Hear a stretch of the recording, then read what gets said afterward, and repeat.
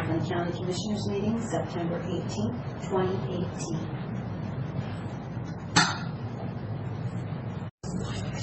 Well, good morning. It is Tuesday, September 18, 2018. Welcome to the regular weekly meeting of the Franklin County Board of Commissioners.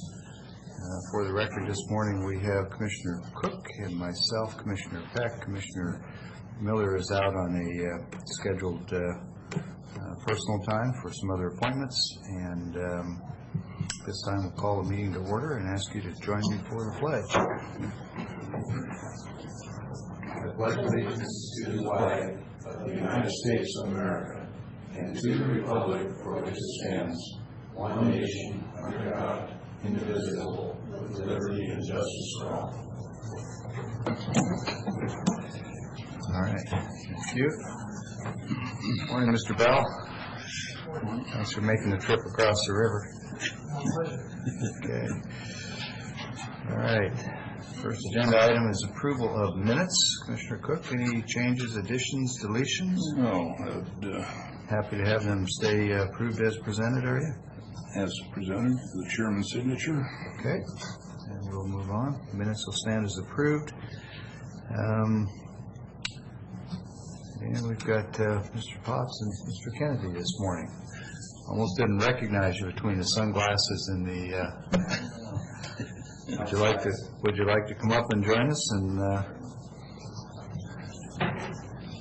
share with us what's on your mind today? I think I can guess, but.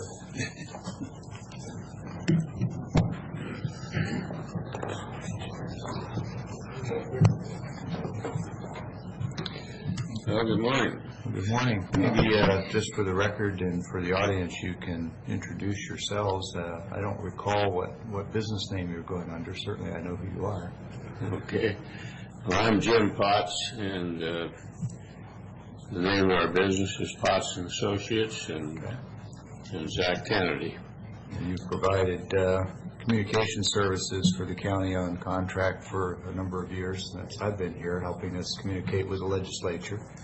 Yeah, I'm not sure how many years, but quite a few now. And quite a few. Long before this courthouse was redone. Ah, good. I was afraid you were going to say before it was built. No, I'm not going there. That goes back just a little farther than either one of us. Yeah, probably. Yeah. And you've But anyhow, we're glad to be here. We're trying to get our courthouse visits in right now, and we made 3 yesterday, and we got 2 today, and get around and see everybody. And in your case, we have brought a new contract. We need a new contract approved, so we will leave that with you, and if you decide to approve it, you can do so, and then send us back a copy. There's 2 signed copies there from us. From you. Okay. Well, I know. And nothing has changed on the contract, same as it's been, so no surprises. Looking ahead at next year, we're going to see quite a large turnover in legislators, it appears. Appears possible. Well, likely. Not only possible, it's going to be because we had so many retirements. Right. So I was thinking about how many turnovers on top of that. Well, there'll be a number. I'm sure there usually is, and there'll be some surprises, some that we don't expect to turn over. But so until we get past that election, it's pretty hard to kind of shape what, in our mind, what we think it's going to look like and everything over there. But Are you still going to be able to work out of the Wasack office? Oh, absolutely. Home base? Yeah. We've had an office there for 22 years now. Yeah. Yeah, it's a real service they provide for individual county lobbyists to be able to come there. Yeah. And they too have had quite a turnover. Yes. In personnel. But I look forward to meeting some of the new people, and some of the people you know already. And some I know, yes. You're going to get the Wasack meeting later this week? Yes. Yeah, so have a chance to meet up with them there. I guess we would like to hear from you is if there's anything in particular that you see that you're going to need help on that we can start working on right away. Because if there's something that we need to get going in that legislature right now is the time to start. Especially if you're looking for any kind of legislation. Yeah. Well, it's probably premature till we look at a contract. I don't want to ask you to do things till we have you engaged, but I'm sure there'll be a sufficient list to keep everybody busy. Always is. But your point about legislation is a good one. You cannot start too soon. No, you got to get it in. You got to get it. If you're going to have any luck at all, you got to almost have it pre-filed. Yeah. Zach, are you going to be boots on the ground mostly in Olympia as last year? I'll be there. Yeah. You know, one of the big challenges we have this year with turnover is anything that we've talked to previous legislators, you know, specifically one of the things that comes up right now is industry defense. We were making some really good headway on that, and now we got to start over with a large number of legislators. So It's quite a project to keep them all educated on what our issues are. Yeah. Because I think if you would talk to these new legislators, the bulk of them wouldn't even have heard of engine defense. Right. along And with a whole imagine slew of other topics and issues we have out in the rural county. a lot of the turnovers are driving different compositions on the various committees too, which of course is where you really need to Yeah. influence the debate and discussion. Okay. What was the timeline on our previous contract? Was it calendar year? Yeah. It goes through the end of the summer. Okay. All right. Now, you have 2-year contracts with every other client. But a lot of times you have chosen to do a 1-year contract. So what I've done is brought you a 2-year contract, and if that won't work for you, you can change the dates and we'll go from there. But all the rest of our contracts are 2 years. We don't have anybody else on a 1-year contract. Makes it easier to cover the biennium. Yeah. Well, wouldn't be the first time Franklin County did things a little differently. No, it may not be the last. It's all Bob's fault, by the way. No. We'll make sure we note that. Yeah. All right. Well, I sure appreciate you coming to visit. Where are you headed next? Which county? Klickitat, down to Goldendale. Yesterday we made Grant, Douglas, and Okanagan, which is a fair day. I thought you were going to say Grant, Douglas, and Chelan, but Okanagan's kind of a wild card when you're in Wenatchee. That's a bit of a trip. Yeah, so, and then we got 5 more to do after we get done today. Sure. At least some of them are getting a little closer to us. So. Yeah. Where's home base these days? Spokane. Still Spokane? Yeah. Okay. So Klickitat's not exactly on your way home. Klickitat's not on the way to any.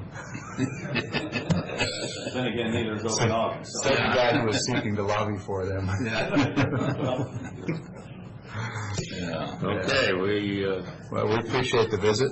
We know you well. We'll have our discussion. I'd kind of like to wait till Mr. Miller's here next week and that'll be fine. not, Yeah, Not be we making just decisions. try to get the contracts out before you get too far into your budgets and all that. sure. Yeah, I Thanks for understand. coming by. Taking You the bet. time to- Thank you. All right. Tell Mr. Miller hello for us. We will. All right. All righty. Thanks, guys.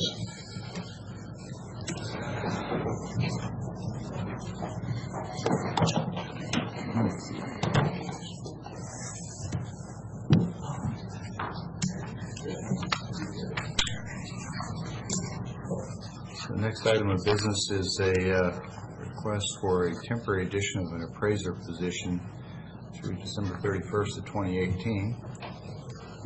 The author of this very nice agenda summary report has already joined us to fill in the gaps that don't exist. Good package. We anticipated the questions that I had, so I'll just give it to Commissioner Cook, see if you have any questions. No, I also went through it, and it is what it is. We need to keep the office going over there. Unless the assessor wants to shrink the office some more.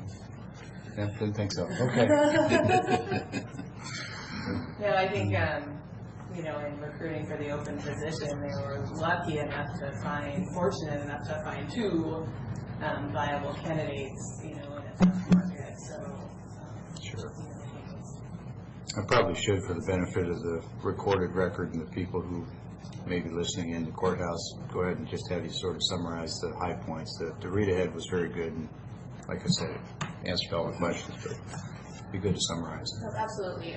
So the assessor's office has an opening, current opening for an appraiser due to a recent retirement that they've been recruiting for. Additionally, they have an anticipated opening at the end of the year when the new assessor takes office and they need to backfill the chief appraiser position, which they anticipate will come from the existing appraiser staff. So with that and the savings from the retirement, they're requesting to bring on two at this time, anticipating that opening and filling that at this time. In addition, they do have an appraiser going on, an FMLA qualified leave in the fall, so this will allow them to maintain operations through the fall and then set them up to be a paid staff going into the new year. Obviously, folks are looking forward and planning as opposed to reacting, which is a nice thing to see. So. Any other? No, Okay, with that, I would move for approval of Resolution 2018-283, temporary addition of the appraiser position. I'm happy to second. Any other comments or discussions? Carly, anything else you want to add before we vote? No? Keith, anything? Okay. All in favor? Aye. Aye. Thank you very much. No, thank you. Thank you. No, thanks for thinking ahead. I mean, it just makes all kinds of sense, and happy to do it.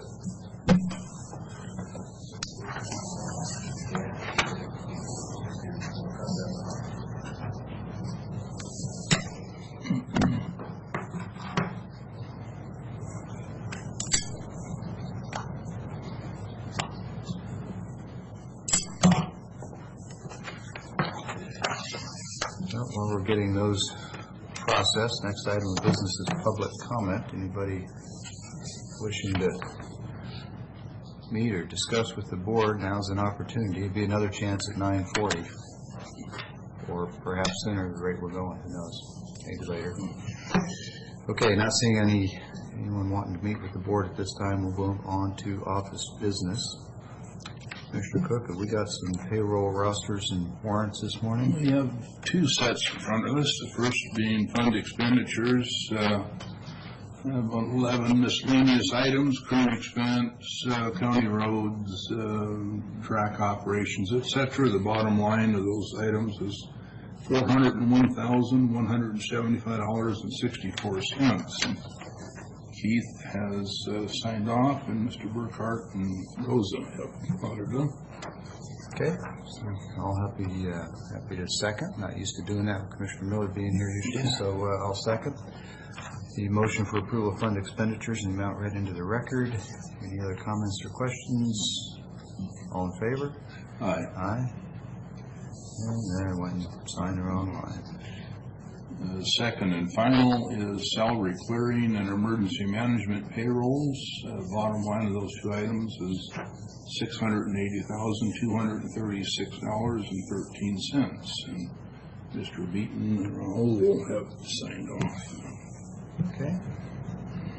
And I'll second the motion for salary clearing and emergency management payroll is read into the record by Commissioner Cook. Any other comments or questions? Seeing none, all in favor? Aye. Aye. Those are approved as well. We'll sign the top line, it would be legal. Okay. And with that, I would move for approval of the consent agenda 1 through 6 as presented. Okay, consent agenda 1 through 6. Before I second, I'll just check, see if there's any of these that anyone wishes to pull for separate consideration. Mr. Johnson, any of these that we need to consider separately? I know you had a question on item 6 regarding some roads that are in that area of Collingsworth. I think we can, I don't know that it delays action on it. Just if you want to discuss those issues. yeah. Let me just before I second, let me just ask a quick question. Mr. Mahoney, that section of roadway starts at Sage Hill and runs westward to Hollingsworth, and it's just due north of the corner where we had a discussion about redesigning the intersection and the events that they had up in Yakima and how similar the two were. Is this a completely separate issue unrelated to that intersection? Yes, that would be a separate project. Well, I thought so, but when I was reading it in my mind, I was trying to correlate the geography to that intersection. It wasn't working, so I went and checked the map and realized that it was just one intersection north. So we are working on a plan for that troublesome intersection that will be coming. Okay. All right. That sounds good. Thanks very much. So with that, I'll second the consent agenda 6 items as presented. Any comments or discussions? Mr. Johnson, Commissioner Cook? Okay, all in favor, please say aye. Aye. Aye. Consent agenda is approved as presented with 6 items. Takes us to administration office business. Mr. Johnson, over to you. Thank you. Last week, we had some discussion about signing the Joint County Authority interlocal operating agreement to create a LLC in place of the Greater Columbia Behavioral Health ASO. And we had some questions in that discussion. Kyle and I have met, Jim Bell and I have met. I see that they're both here today. Probably better equipped to answer specific questions that the board may have regarding that agreement. So we kind of had that back before you for consideration today and ask any questions that you may have. Okay. Why don't you come on up if you would, please. Commissioner Cook, I've got several questions. Do you have any you'd like to go first? No, go ahead. Okay. I've sat through a few of these discussions. Okay. So there appears to be some confusion, at least for me, maybe not for anybody else, but some confusion about the agreement that was presented, whether it was intended to be a stopgap between now and December 31st of this year, or whether it was intended to be a new legal status and a new entity starting January 1st, 2019, or whether it was intended to be both. So maybe we can start there. Sure. It's intended to be both. Okay. So we have the LLC's up and it's been created. But it's not effective yet because we've not submitted bylaws or anything, right? Correct. Okay. So we've got it's been formed. Right. This is an agreement that indicates how we're going to conduct business as the LLC. Okay. And so forgive the interruption, but I don't want us to get too far into the discussion without getting some things clear. You can form an LLC, but you're not really legal and operating, I think, until you have submitted your bylaws to the Secretary of State's office and they've been recorded. So this potentially could be between now and the end of the year, once we get all of these requirements done and the LLC becomes effective. Correct. And that's what we're trying to do now. Correct. We're trying to get it for the end of the year because while the LLC won't be having contractual functions starting until December 1st, Right. January 1st, there's some things the state has asked the ASO of the LLC to do between now and then to be prepared for that. And are those things that require us to be in that legal status, or are they preparatory that we don't have to be a fully functioning legal? There are things that should require us to be a fully functioning LLC, signing contracts, having a fully formed entity so there's some startup funding that they want to give the LLC. Okay. to get things going. They want to do that prior to. And there's no firm timeline for those actions, hence your desire to sooner rather than later. Yeah, the firm timelines keep changing, so. Well, like I said, there are no firm timelines Right. when you're dealing with the state and contracts. I mean, many contracts that start 1 July, we don't even see them until August, September, which is a frustration, but not really an option for us either. Okay, so that explains the timeline, the nature.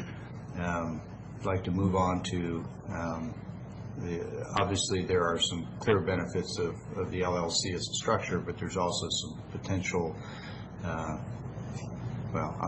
I see some potential for some difficulty in that status. I'm not saying LLC is the wrong thing for us to do, but maybe you could clarify for us what sort of indemnifications are provided by the broader group for us as a member of the LLC. The second question would be, what are our options for removing ourselves as members of the LLC? And we'll come to the last one. It has to do with quorums and minorities, and I mean that in terms of numbers of participants making decisions for the whole. And as I see it, we could come into a situation with 3 members of the LLC voting and passing items for the 9 members of the LLC. And the bylaws would be tricky to write to make that acceptable. I think you understand that better than I do. Okay. So I'm trying to recall your questions, so I'm taking the order you gave them. In terms of liability, hopefully the liability, well, I guess the dollar amounts of liabilities would obviously be lessened just simply for the fact that the LLC is going to be monitoring and managing a much smaller piece of the mental health pie. Again, we're just dealing really with crisis system and other state-only funds. So is it fair to interpret that statement as saying the counties have been under a much greater liability, and this actually makes it smaller, except that I understood that our membership in Greater Columbia limited us to our individual actions, whereas being a member of an LLC, I'm not sure would, and that's the basis of the question. Right, and we've tried to do that through the indemnification sections that we've had 9 different prosecuting attorneys tweaking and poking at. Okay, well then my instincts are at least right. Right, the intent is to limit the liability through the LLC the same as it has been through the quasi-governmental structure that the PHO has been operating under. So the 9 prosecuting attorneys, obviously representing the 9 member counties, have all had the same concern. Okay. All right. So then I hear the answer is being look to the indemnification language in the LLC bylaws. We put a lot of effort into that, and you're comfortable that that mitigates. Correct. To the extent that we, Franklin County, could not be responsible for the actions of the other 8? That is certainly the intent, yes. And we've written it so that that's the case, yes. Okay. I wish I could. Those are 2 different answers. Right, I appreciate the second one more than the first. Right. I mean, I wish I could say that someone's not going to try to attack that, but Well, anybody can sue anybody anytime for anything. We know that. It's whether or not it stands. But, okay, so we've got a lot of smart people looking at it who have come to that mutual agreement that it's sufficient on the indemnification. Okay, all right. And now I forgot my second question. What was it?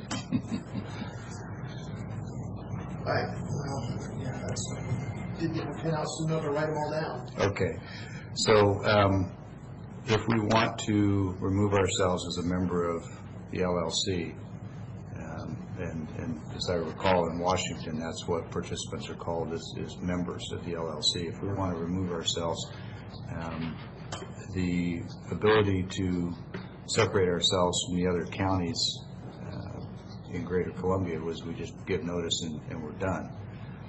How does that change when we go from being a county organized collection to being a state sanctioned limited liability company? The ability to remove yourself from the LLC is the same process. You have the same time frames, the same restrictions or requirements that you have to give notice. Time passes. Now, the ramifications of that, no one really knows yet, because these ASO functions have to be done. Right. And so it's a matter of, arguably, if one county leaves, depending on the size of that county, that may necessitate the destruction of the entire LLC. Well, and now you're going down the path that I was concerned about, Right. which is, it isn't necessarily us withdrawing, it's somebody else. And so that equals identifiable risk. If one of the big counties decides to pull out because they're dissatisfied with the voice of smaller counties, advocating things they don't agree with, and they pull out, where does that leave us? And I suppose the best answer is we can what if these things, but there's really no way to know. The best we can do is take an informed position and be prepared to set up our own individual county program if that implodes. Right. I think the state's kind of suggested that if they have a substitute ASO ready to go and contracted with for different regions that aren't forming it their own ASO, the individual company. Now, whether that company would come in, or I don't know what I honestly don't know what the state would do. My guess is that depending if the population of the county still left enough viability for the remaining LLC, I believe we would continue to function as the LLC. If not, and I don't think really any individual county at this point is big enough to cause this entire destruction, but it would certainly be something the state would look at. I know that the Beacon would come in, step in, and fill in the ASO functions for whatever county that was. Has the state expressed any preference for LLCs acting similarly to what the RSN has in the past? Have they expressed a preference for that as opposed to the state contractor running these? Not specifically directly. Okay, all right. Indirectly, we formed some opinions, but they've not said they've encouraged and allowed us this to happen. Whether that was what they fully hoped would happen or not, I'm not sure. Right. Okay. I think a lot of the problem is the state doesn't even know what end result is yet. It's a moving target constantly, and Right. time frames and. And it's important to understand that the goal of the state is to even make the ASO go away at some point. The goal is to have this full integration. And what they found was by trying to integrate the way they have, there are just some functions that lend themselves well to that. And so they carved out this ASO to do these crisis functions because there are certain things that just don't fit well into an integrated system yet at this point. But they've kind of indicated that the goal of this whole process is full integration. With the MTOs running everything? Correct. Okay. And that, whether the ASO is around for 8 days, 12 years, I think the goal is at some point to find some way to fully integrate that system. Okay. How many of the 9 counties are already on board and signed up? As of now, 7. And depending on what Benton County's done today, I just finished speaking with them, spoke with them, their prosecuting attorney's office yesterday afternoon. Did they raise any concerns or questions that we haven't thought of that you could share with us? The things we've tweaked with theirs dealt most specifically with their function as using their treasurer's office. Right. And so there's some changes in verbiage around that. Most of the other changes they've suggested are cosmetic, I would say. Okay. So I'm not opposed to the notion of Benton County providing those administrative services and being reasonably compensated for those services. I am curious, however, in the process by which Benton County was selected to provide those services. So who made that call and when? That was made years ago when then RSN was formed. But understand that this is a wholly new Absolutely. entity in every respect. So somebody had to make the decision to carry forward that Right. practice, and that's what I'm curious about. And mainly it was because Benton County is the county where the physical location of the ASO building is, where GCBH is, and that's the only reason. And I guess I can tell you that the things that the administrative fees we were going to pay to Benton County to perform some functions were, I guess they were very proud of those services they were offering to us, And so we're bringing those services back in-house. We're going to do them ourselves. Okay. So then we had to tweak, we had created the language in the operating agreement to allow for that. We've removed that now, where they're strictly just going to be, we have to have a treasurer's office on the RCW. I understand. And Right. that's the only function they're going to do. And there's not going to be any charge for that. I just bring it up from the standpoint that when you're headed into an arrangement, whether it's a private business deal or a public entity, and you create an LLC and you've got 9 members, and the first decision you make is one for who's going to handle the money, and 8 of the 9 aren't involved in the discussion, Right. that's not a good way to start a marriage. Right.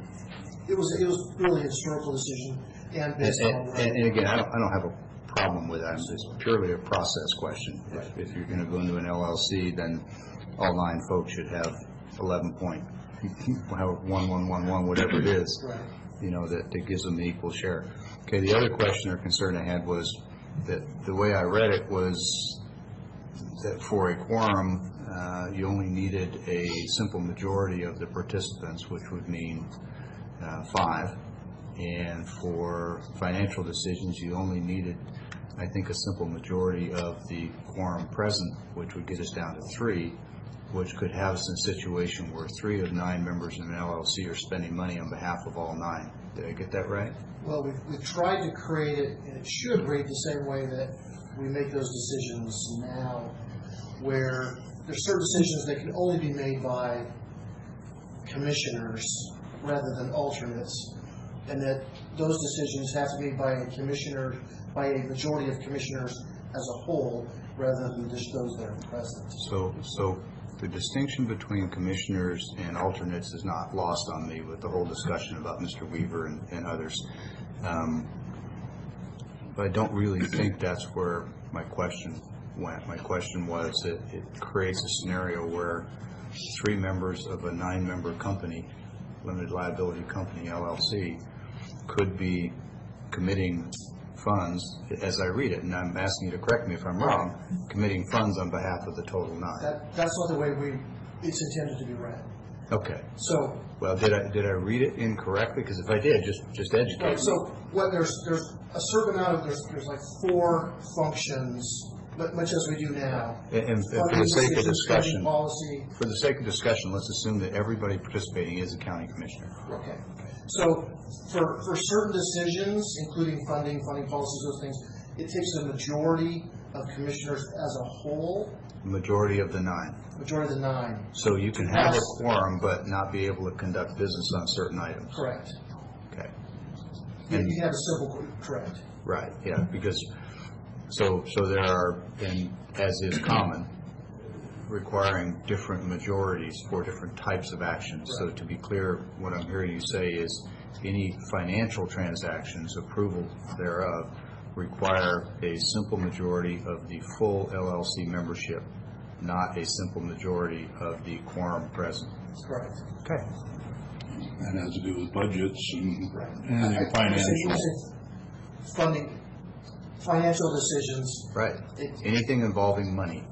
That's not, it's things involving the funding policy, the distribution of funds pursuant to that funding policy, budgeting, the day-to-day operations. There's things that are So- left directly to the director that he has authority to make up to a certain dollar amount. Well, certain things are delegated in the bylaws. Right. And that's already approved by the majority. Right. So that's a 9-0 vote, so that wouldn't even fit in the discussion.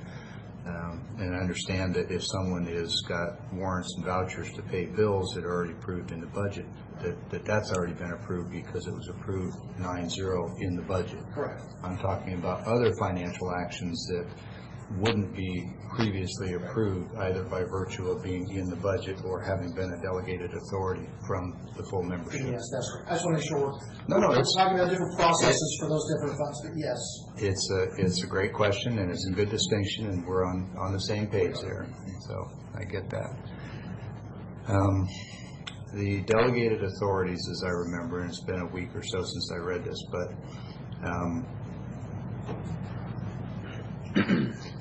Have you got a copy of that right there? Commissioner Cook, if you've got any questions, now would be a good time. I just can't recall. There was something in the delegated authorities that I wanted to ask about.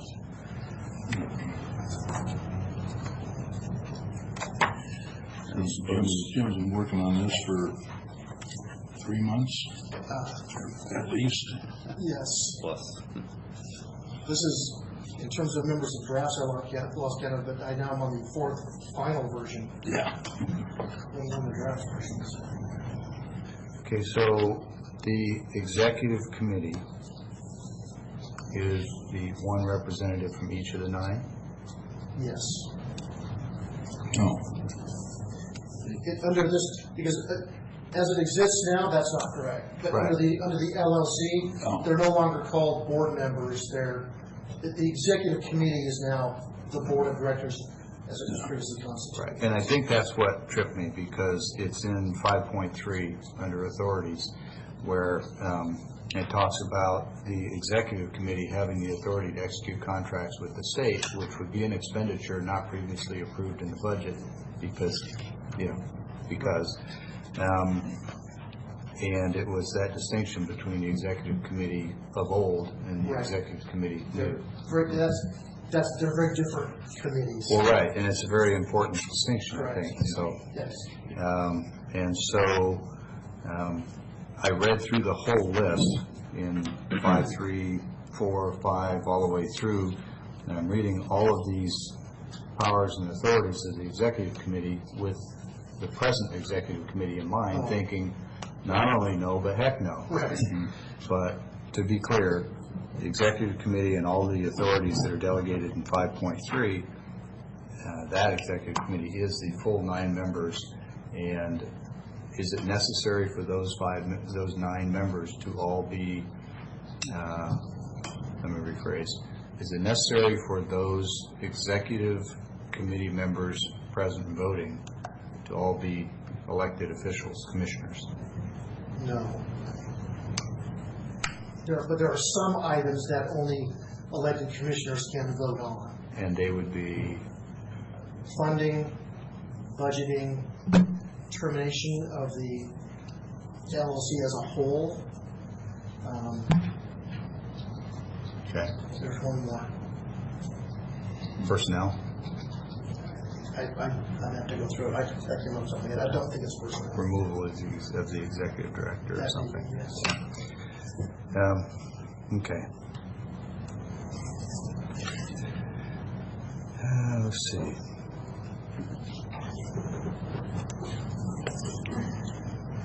And then, again, just looks like we do now, each elected commissioner, each county can have an alternate who is That's, either an elected commissioner or not. well, you read my mind, that's where I was going to, because one of the language changes had to do with alternates and whether or not they were commissioners. You had added a sentence at the end of a paragraph that was, it wasn't improper, but the tone of it was different. You could tell it was added to that paragraph. Right. And that, maybe you could speak to that. That was the, I think it's right in the end of this section 5. Was it executive committee officers? I'm not sure again, but All officers of the executive committee shall be a county commissioner, may not be a delegate. Those are the officers, okay. No, that's not it.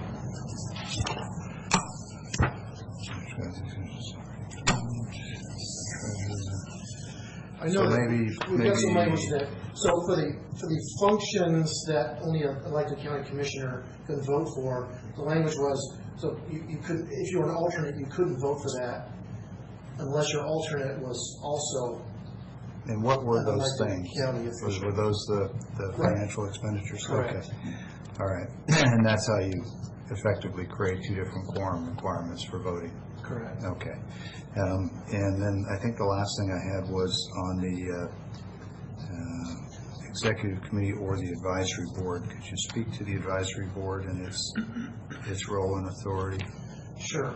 So that's a statutorily created, we're not sure if that whole section is going to still be there or not. We don't know if so we call it the regional advisory board that's statutorily mandated to have, and so what it's meant to be is a board composed of people who are involved, whether they are family members of consumers, past consumers, so that they have a voice. So it's a community advisory board. It's not decisional, though, it's advisory. Correct. And so we run all of our policies and things. They approve those before they come to the board. So It's we been have- really good to use that word approve. Did you mean to say that the advisory board is in a position to approve, which implies also deny? Well, they can, I should say recommend. Okay, versus- advise. Right. Okay, all right. So they are strictly advisory, not decisional. If they make recommendations, we call them, yes, they've approved this. They've given it their stamp of approval rather than they have, I get it, but you know where I'm going. I do. Okay. yeah, they don't have the authority to, They are not governance. yeah, they don't have the authority to. Yeah, it's not put decisional. the kibosh on anything. Right. It's the board's decision, Okay. whether they have recommended it or not. Okay, and that's part of the statutory language from when the act was created for the MCOs and the ASOs. Okay, all right. Okay. So in terms of text and versions, is this identical to what the other 8 counties are considering? And how do we reconcile if they're not? Well, this is, Isn't that the hardest question? That's one of yeah, I've got A fresh one? a clean version with all the correct language. You and Benton County now have this. The other counties have signed previous versions and are awaiting approval by Benton and Franklin County to see if their commissioners will sign this. ratify what the Is there anything in the changes requested by Benton and Franklin that you think will be a problem for any of the other counties? No. Okay. Because really, they are tied more to things like the banking and treasury, which are unique to one county. And we added a definition of, to make sure we have a better description of what an ASO is, and we included that earlier in the document. That's good. Based on some comments. Yeah. Well, you know, I've publicly owned the fact that, you know, undefined acronyms drive me crazy because our obligation is to make sure the public who really owns these programs and these funds and these documents, if they've got to read to page 5 to find out what it is, that's a problem. So we clarified that. We clarified and where the acronym HCA comes from. It's like, here's a book. If you want to know the title, it's on page, 5. We'll describe it then. Right. So we tried to accommodate that. I appreciate it. So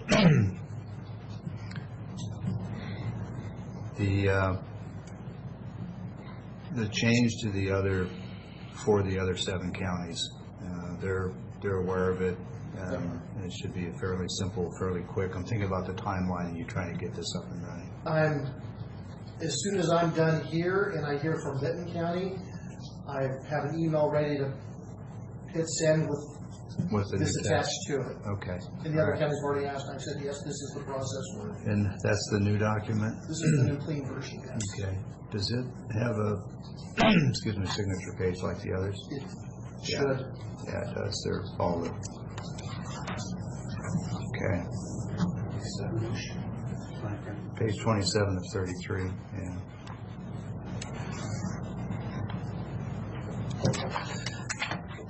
All right, Commissioner Cook, is that all your questions? Yeah, like I say, I sat through this number of times.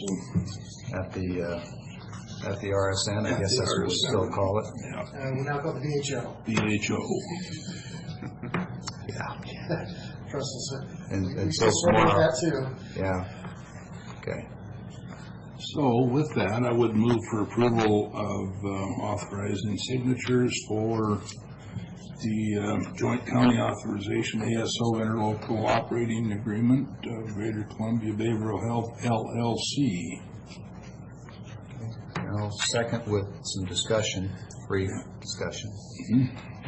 It's rare, and I doubt that it applies in this case, but because we're talking about an LLC, because we're talking about statutory language, there are some statutes out there that require all 3 commissioners to be present to take an action. I don't believe this applies in this case. I can't imagine why it would, but you're not aware of anything either. No, I don't believe it does. Okay, all right. Any other questions? No, I think Jen is here and she can sign for the, Well, she hasn't even seen it to review it, so I think Teresa Chen signed it earlier. Right, so I said it, I meant the new version, the one that requires the prosecutor's office to fund, what, 4 of the positions or something? Something like that, yes. It's not true. It's not correct. So Jen, you've heard the discussion of the changes. Is this something that you think needs to run back through your office before final signature?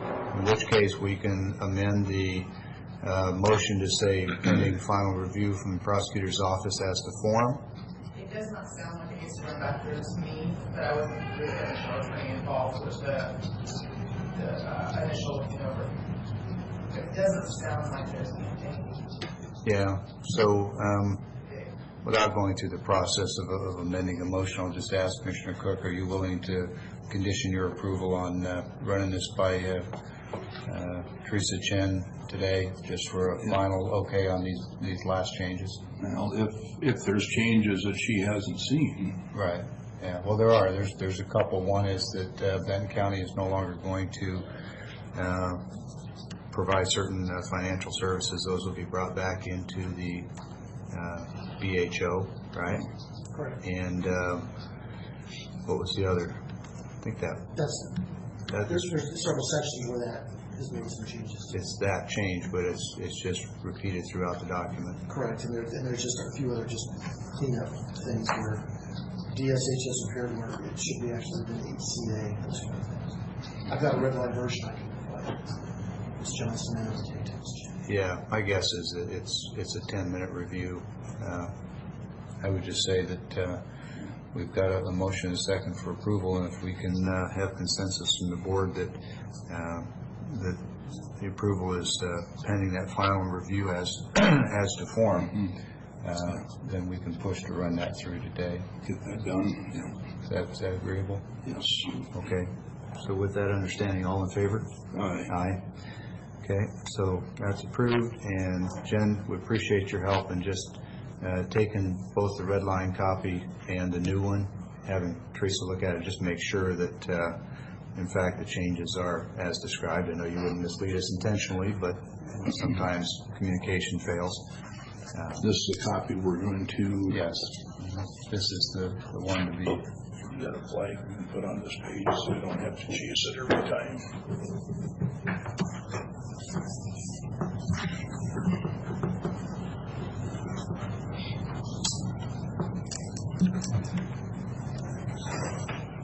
So is anybody speculating about the timeline before the state converts the ASO into the MCO? They're too busy trying to figure out if this is going to work initially anyway. They're going to fret about that. Yeah. It's been a much bigger mess than I think than the state anticipated. Yeah. Well, some people don't realize that we are effectively extensions of the state legislature, and they pass laws requiring us to do this. They provide funding requiring us to do this, and then say, here, figure out a structure. In the middle of it, they tell us, no, we really meant the structure should look like this. Yes. So.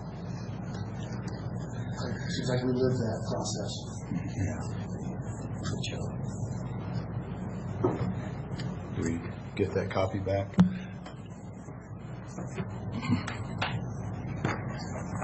We should sign that signature page and make it legal, and then we can send it up to Teresa. That way, once the review is done, they don't have to wait for us to come in and sign it.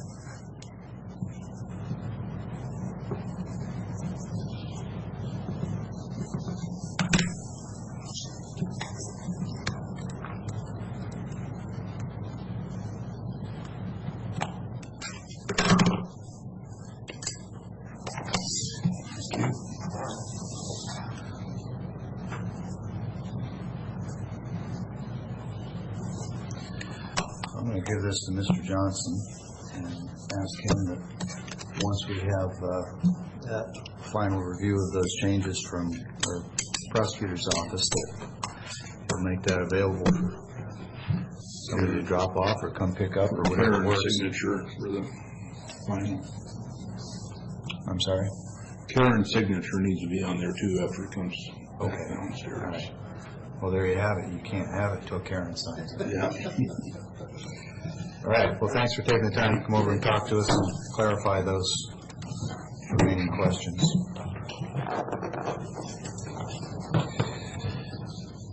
Mr. Johnson, we're back to you, and it looks like next item is Bear Road.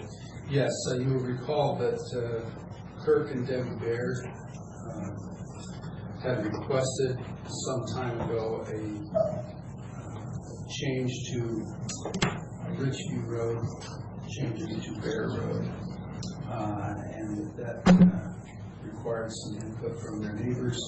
They have, the board tabled that until the end of the month to see if the neighboring party would agree to the name change. However, in that process of discussion with neighbors, Debbie and Kirk Bear have requested that they withdraw that request or that application at this time. So that will be withdrawn from the board for consideration. Certainly they'd be able to bring it forward in a future time if they so chose to do. But I want to make sure the board was aware of that and completed that discussion. Okay, so the original request in the Bear family is now closed.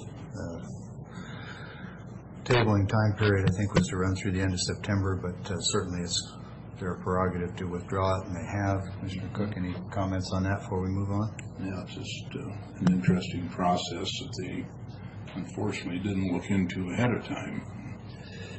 Right, right. Well, there's a lot of lessons learned in there for future name change requests, and in this case, I think our obligation to seek input from the other people that live there who are potentially affected, and then respect their majority voice is where we've ended up. So I think it took a while, but I think that one's correct. The next item I have, I'm sorry. No, please. The next item I have came with request of Commissioner Peck. The Eastern Washington Council of Governments has asked for us to, Franklin County, to be considered as a potential member of that organization. It just requires an adoption of their bylaws and articles of association. I realize that came late to you, but you should have had that in your package yesterday. There's the formal request for your signature, your action. So, Commissioner Cook, I know you know I've attended some of their meetings when it was possible. They typically meet at the courthouse up in Davenport, and you know some of the participants better than I know them. And over the years in different functions. And so what are your thoughts about joining the group? There's no cost to the county other than the occasional trip up there to meet. And they do say that membership requires that an adjoining county be a member, which I thought was kind of interesting. In our case, it's not a problem because there is contiguous membership, but other than that, there's nothing about it that strikes me as problematic or risky or anything else. I'm guessing that Adams and Grant both are part of this. So. Right. Yep, and that's what makes it possible. I think they're looking to us as a vehicle to get Benton and other adjoining counties on board too. Although east side here. Yeah, although Benton runs up against Grant too, so they're probably already eligible. Anyway, good group. You know the players. Very straightforward, no nonsense. Now, with that, I would move for approval of the resolution 2018-290 to join Eastern Washington Council of Governments. Okay. So I'll second the motion for Franklin County to join the Eastern Washington Council of Governments. It's resolution 2018-290. Any comments, questions, discussion? Mr. Johnson, anything? No. Okay. Okay. All in favor of the motion, please say aye. Aye. Aye. That's approved.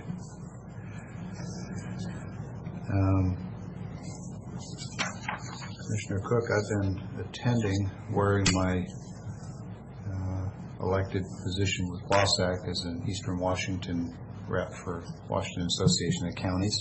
It's acceptable to you that I continue to attend these meetings as a Franklin County rep? Yeah, and also I was going to make sure that you were reminded of the re-sign up that came out this week. I did see that. You need to sign up for, put your application in. There's all kinds of things to sign up for. Yeah, it's on my, actually on my list for today, so thank you for the reminder. Okay. Next item on the agenda is public comment. Anyone wishing to speak with the board? This is the second of 2 opportunities today. Okay, not seeing any. Mr. Johnson, is there need of an executive session today?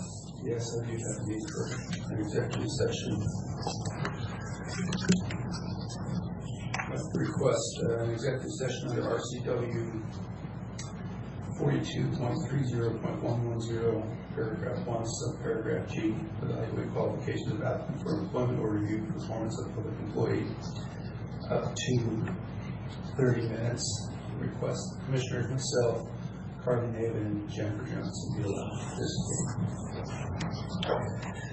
Okay, it is 9:56, so at 9:57 we'll go into executive session for up to 30 minutes as requested by the county administrator.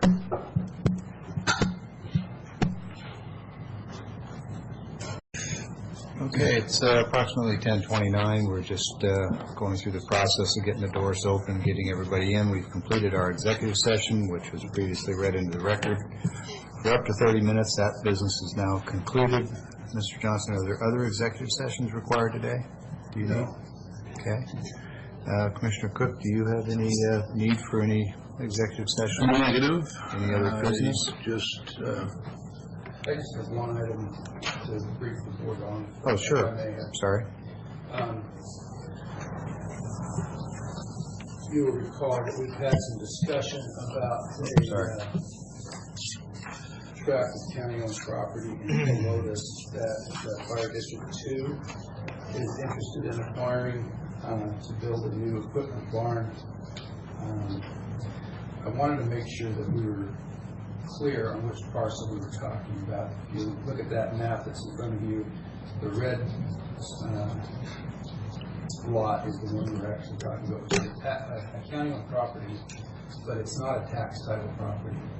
The lot immediately to the south there is also county-owned, but it is a tax title piece of ground.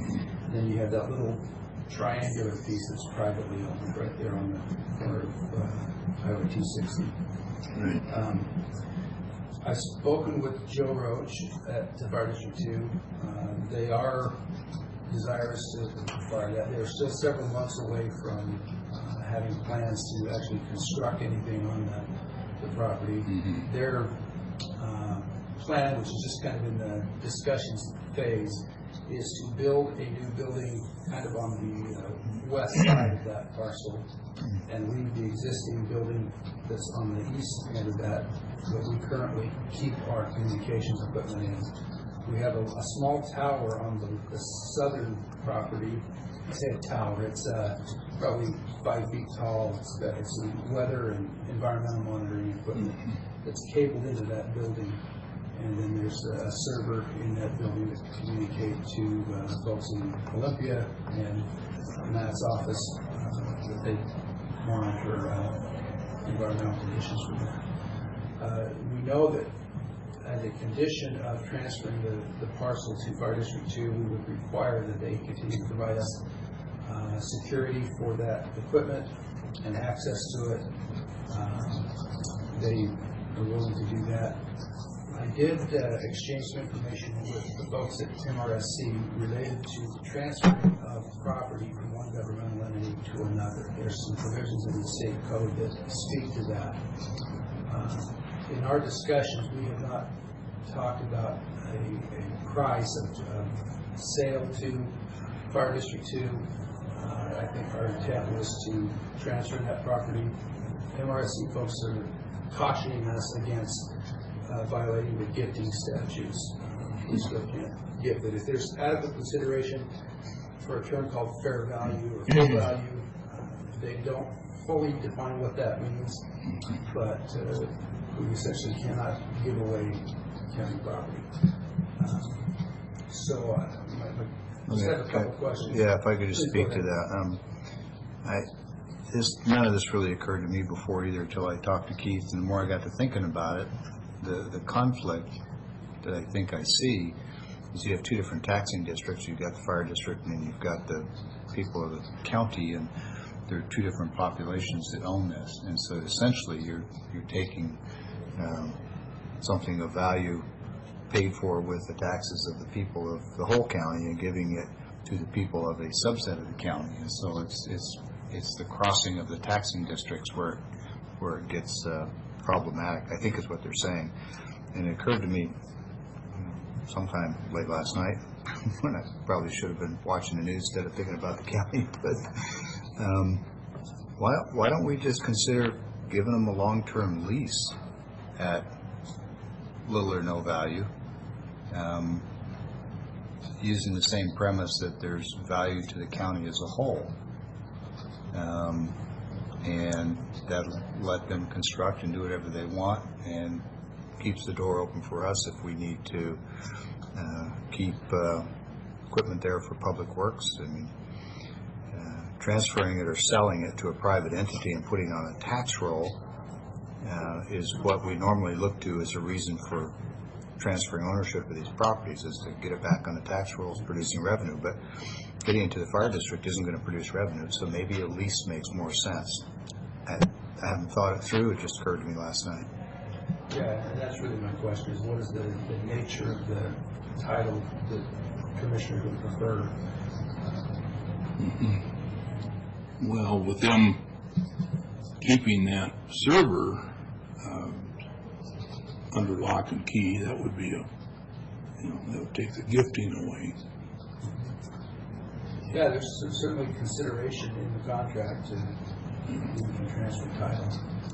Yeah, I think when you, to get around gifting though, it's got to be arm's length, and it's got to be a fair market value.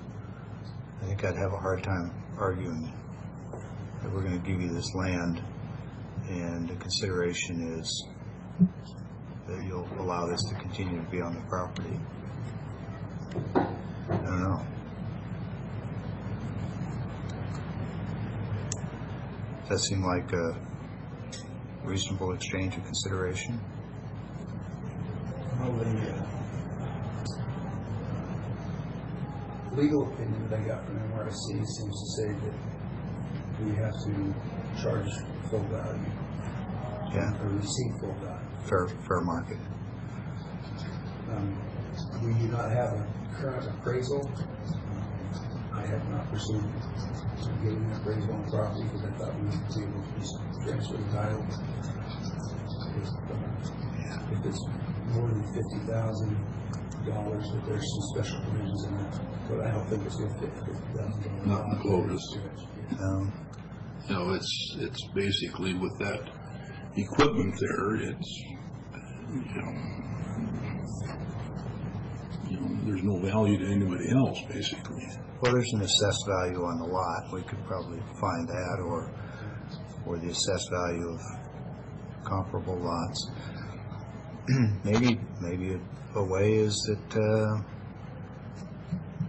the transfer requires that when they build their building, or maybe the transfer doesn't take place until they build their building, but as part of that they build a small separate structure that encloses and houses all of our equipment, and if the value of that, together with a perpetual easement or lease for having that equipment there, maybe collectively that value would rise to the level of the value of that lot. And when them doing that together with the construction of their building, it might work out that way, I suppose. Because right now the tower and the what they call the head unit, the electronics, are in separate locations and are actually on separate parcels. Separate parcels. And so collecting those back together onto one property would have value to the county, and if that rose to the value of the lot, and I don't know, it's hard to say.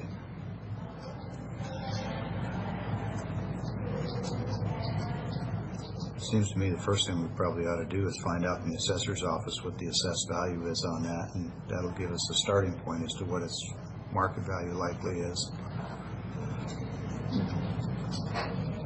But like Commissioner Cook, I support the idea of trying to help the fire district. Obviously, we've got to stay legal. Would a long-term lease be? I'm open to that. We'll be open to. It would be quick and simple. You know, I don't really foresee a problem with that. I will say I'm not anxious to transfer ownership and then watch the parcel sit for the next 5 years while they look for money to build a building. I mean, they might have the money in 5 months. It might be 5 years. We don't know. So if we were going to pursue transferring ownership, I'd want it to be something that was done at the time of them having a viable project, because you'd sure hate to transfer it and then decide that for whatever reason they're unable or have changed their mind to build a building, and now it's in somebody else's hands and the county comes up with a need for it, like we need to join those two parcels for some county need. You've already transferred ownership.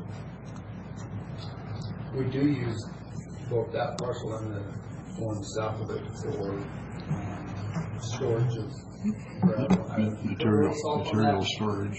Yeah, storage some materials. Sure. Parking county rigs occasionally during the winter.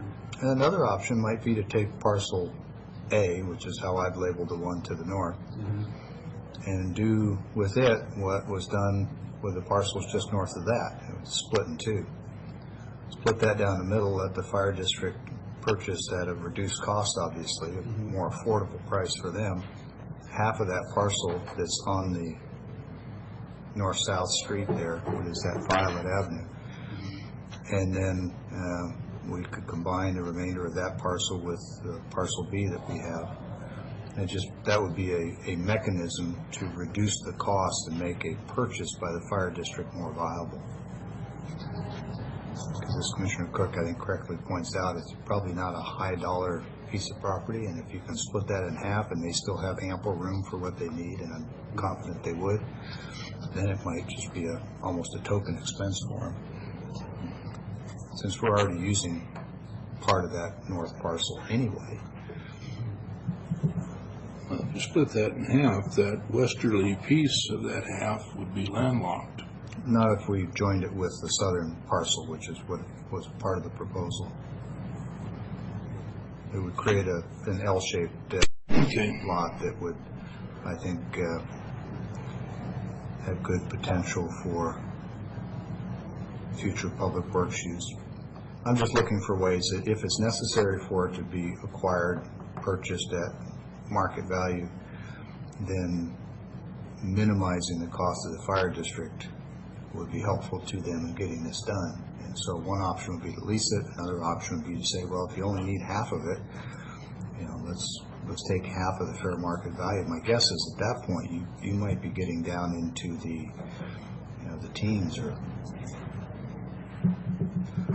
I'm just guessing as to the value, but and half of that parcel based on the structure I'm seeing there, I think would probably be more than adequate for a fire station. Thoughts, Matt? Well, certainly from our standpoint, we do store some of our sand there, and we think there's some benefit of retaining that ability, plus the easements. And the other thing is that, taking into consideration, the county road department does pay for all the utilities for that building, and certainly if we could have a more secure location with the fire district within their facilities to store that, and then that building no longer be required for us, it certainly will save county roads about $100 a month currently in paying for the utilities there that really, other electricity, keeping that building, the temperature, certainly we would see a savings there as well. So well, perhaps if we split that parcel, let them lease it and do trade where they provide the housing and the utilities and the security, and that's consideration in lieu of their lease payment. That would be a no-cost solution for them. It would be improved security for us, and we could still retain half of that parcel and the southern parcel for public works use. That might be an option. So I'm open to any of those, but I think it was a good catch to talk to MRSC, because I do see how it could be a gifting with the different tax parcels or different taxing districts having ownership interests.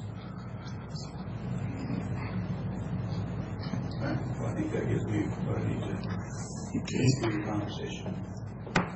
Make sure we're updated on that. That's all I had. Commissioner Cook, you're going to Good Roads, are you? Yeah, we got a 2 o'clock meeting, and then that's done. I'll head to Spokane, and then Okay. I forget if it was next week. I got to go to Pullman for TIV. So Okay. And I've got Wasac board meeting and LSC meeting on Friday in Owensburg. And like everybody else, a whole bunch of other things on the calendar, but that's the one that's worth noting.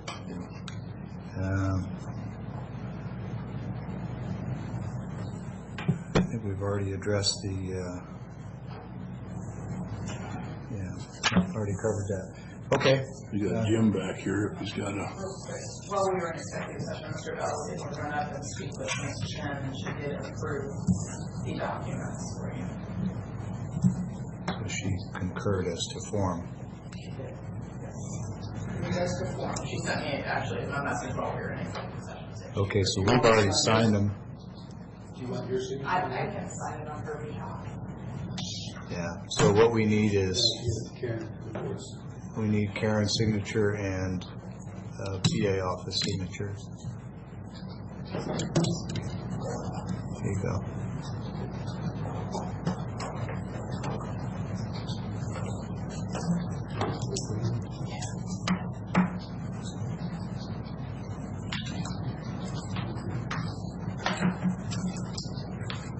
Now Karen.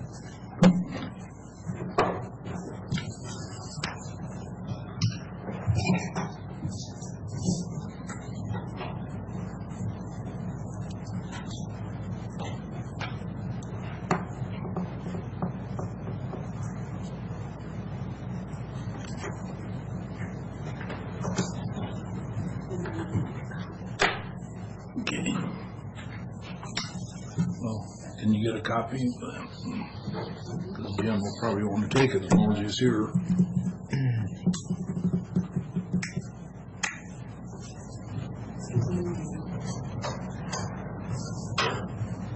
And we'll provide everyone a copy of all the signatures.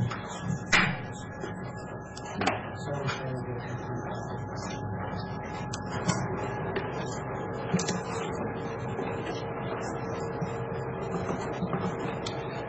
Okay.